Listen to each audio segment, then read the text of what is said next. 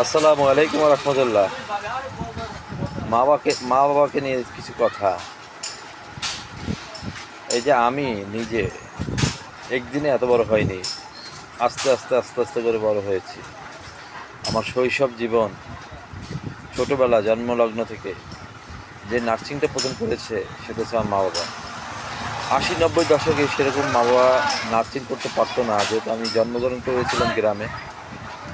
আমাদের কৃষি আবাদ অনেক হতো, তো সেই সুবাদে যতটুকু সম্ভব মা বাবা যত্ন নিয়েছে, আলহামদুলিল্লাহ। আমরা আজকে বড় হয়েছি, আমরা কি সেভাবে মা বাবাকে যত্ন নিতে পারছি, খেয়াল নিতে পারছি, বা কয়জন পারছি? অনেকের মনে আকুতি বিনতি আছে যে মা বাবাকে যত্ন, সেবা, ভালোবাসা দেওয়ার পারিপার্শ্বিক অনেক সময় হয়ে ওঠে না।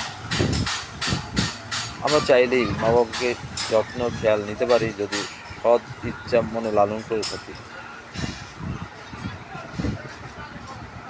সবাই মা বাবাকে ভালোবাসবো, শ্রদ্ধা করবো, ভালোবাসা দিব। আসলে যখন ফিল করি, যখন ওই ব্যক্তি এই দুনিয়াতে থাকে না, সবচেয়ে কাছের মানুষটি, তখন কেননা মানুষের শূন্যতা তার অপূর্ণতা বুঝিয়ে দেয়। আর যখন বুঝি তখন আর কিছুই করার থাকে না, শুধু আফসোস ছাড়া। সে যদি থাকতো, আমি এটা করতাম, সেটা করতাম, ওটা করতাম।